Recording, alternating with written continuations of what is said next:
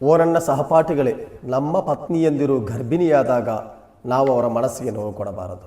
ಅವರಿಗೆ ಹೊಡೆಯುವುದು, ಅವರಿಗೆ ಬಡಿಯುವುದು, ಅವರಿಗೆ ಕೆಟ್ಟ ಕೆಟ್ಟ ಮಾತುಗಳಲ್ಲಿ ನಾವು ಅವರನ್ನು ಕರೆಯುವುದು, ಇದೆಲ್ಲ ಇರಬಾರ್ದು. ಯಾಕೆಂತ ಹೇಳಿದರೆ, ಒಂದು ಪ್ರೆಗ್ನೆಂಟ್ ಆಗಿರುವಂತಹ ಒಂದು ಗರ್ಭಿಣಿಯಾಗಿರುವ ಒಂದು ಹುಡುಗಿ ತುಂಬ ಕಷ್ಟವನ್ನು ಅನುಭವಿಸುತ್ತಾಳೆ. ಅದು ಅವರಿಗೆ ಗೊತ್ತಿರುತ್ತೆ. ಹುಜೂರ್ ಸಲ್ಲಲ್ಲಾಹು ಅಲೈಹಿ ವಸಲ್ಲಂ ಹೇಳಿದರಲ್ಲ, ಒಂದು ಹುಡುಗಿ ಡೆಲಿವರಿ ಆಗುವುದು 100 ಶಹೀದಿನ ಪ್ರತಿಫಲ ಅಲ್ಲಾಹು ಕೊಡುತ್ತಾನೆ ಎಂದು.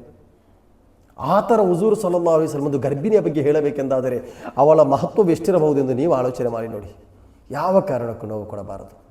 ಆ ಗರ್ಭಿಣಿಯರು ಒಳ್ಳೆಯ ರೀತಿಯಲ್ಲಿ ಡೆಲಿವರಿ ಆಗಬೇಕೆಂದು ದೊಡ್ಡ ದೊಡ್ಡ ಉಲಮಾಗಳ ಹತ್ರ ದುಆ ವಸಿಯತ್ ಮಾಡಿ ಖಂಡಿತವಾಗಿಯೂ ನಾರ್ಮಲ್ ಡೆಲಿವರಿ ಆಗಬಹುದು. ಎಷ್ಟೋ ಜನ ಇವತ್ತು ಆಪರೇಷನ್ ಮುಖಾಂತರ ಡೆಲಿವರಿ ಆಗೋದು ಕಾಣ್ತಾ ಇದೆ. ಆ ಥರ ಆಗಬಾರ್ದು. ನಮ್ಮ ಪತ್ನಿಯಂದಿರು ಡೆಲಿವರಿ ಆಗಬೇಕೆಂದಾದರೆ ನಾರ್ಮಲ್ ಆಗಿರಬೇಕು. ಎಲ್ಲರ ಹತ್ರ ದುಆ ವಸಿಯತ್ ಮಾಡೋಣ, ಈ ಥರವಾಗಿರಬೇಕು. ಅಸ್ಸಲಾಮು ಅಲೈಕುಂ ವರಹಮತುಲ್ಲಾಹ್.